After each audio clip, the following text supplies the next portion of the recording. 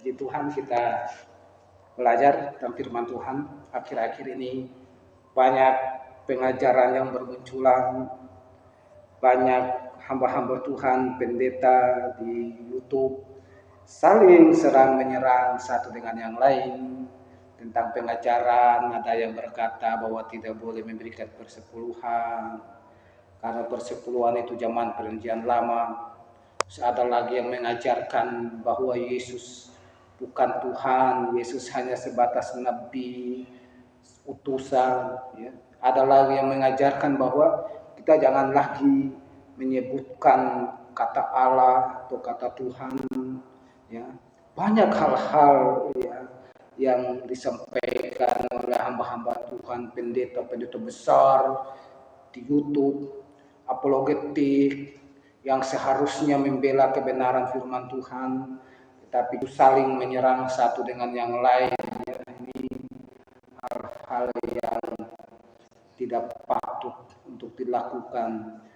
Tugas daripada hamba Tuhan adalah bagaimana mempersiapkan umat Tuhan untuk menyambut kedatangan Tuhan Yesus pada kali yang kedua, sama seperti Tuhan Yesus menyampaikan perumpamaan tentang kedatangannya pada kali yang kedua di dalam Matius pasal 25 ayat 1 sampai dengan ayatnya yang ke-13, menggambarkan tentang 5 gadis yang bijak dan 5 gadis yang bodoh, yang sebenarnya adalah menggambarkan tentang hamba-hamba Tuhan saat ini.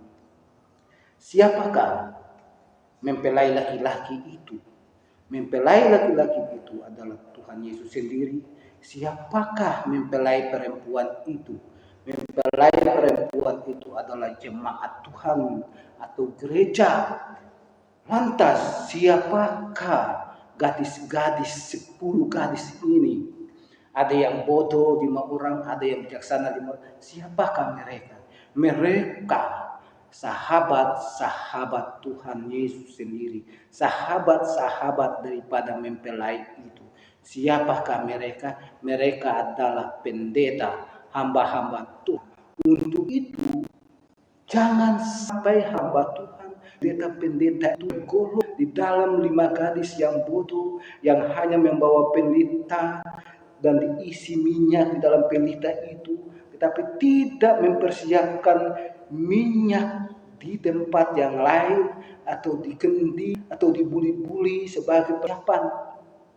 Justru banyak hamba-hamba Tuhan yang mempersoalkan pengajaran ini, pengajaran itu, pengajaran ini, pengajaran itu, tapi dia justru tidak mempersiapkan jemaatnya untuk menantikan kedatangan Yesus pada buah.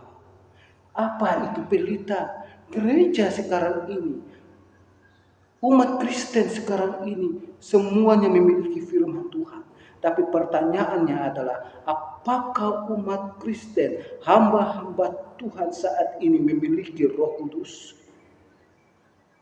Mungkin saja nanti ada hamba-hamba Tuhan, pendeta-pendeta yang dia akan masuk dalam golongan 5 gadis yang bodoh, yang hanya memiliki firman Tuhan, tetapi dia sendiri tidak memiliki Roh Kudus di dalam hidupnya.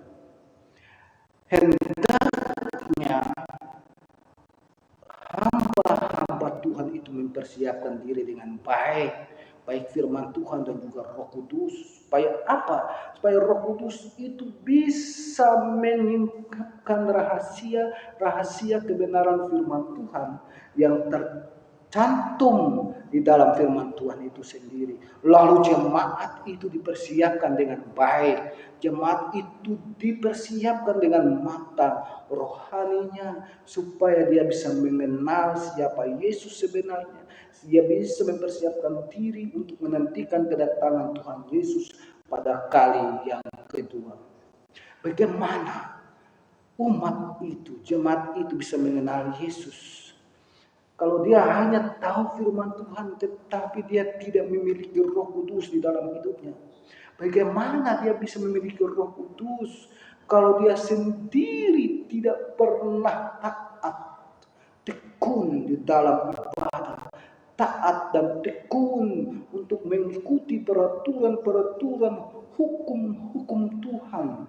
Bagaimana dia bisa bisa taat tekun melakukan hukum-hukum Tuhan kalau dia sendiri tidak diajarkan dengan baik dan benar oleh hamba-hamba Tuhan, oleh pendeta-pendeta. Bagaimana hamba Tuhan dan pendeta-pendeta itu bisa mengajarkan jemaatnya, mengajarkan umat Tuhan dengan baik dan benar. Sementara pendeta-pendeta dan hamba-hamba Tuhan sibuk dengan apa? Menyerang pendeta yang lain, menyerang hamba-hamba Tuhan yang lain. Terjadi serang menyerang antara hamba Tuhan satu dengan hamba Tuhan yang lain, pendeta satu dengan pendeta yang lain. Untuk apa? Mencari kebenaran? Tidak. Tapi hendaknya hamba-hamba Tuhan, pendeta-pendeta itu harus mempersiapkan umat Tuhan, mempersiapkan jemaat Tuhan itu untuk nantinya dibawa menuju Yesus yang adalah mempelai laki-laki terjadi kehancuran di sana. Ini tugas hamba Tuhan, tugas pendeta-pendeta, pendeta besar lalu mau menyampaikan bagaimana besarnya dia. Tidak seperti itu. Tetapi mari, tugas seorang Tuhan adalah tugas itu yang mempersiapkan mantu itu dengan baik dan benar supaya jemaat Tuhan berkati. Itu harus dilakukan oleh seorang Tuhan.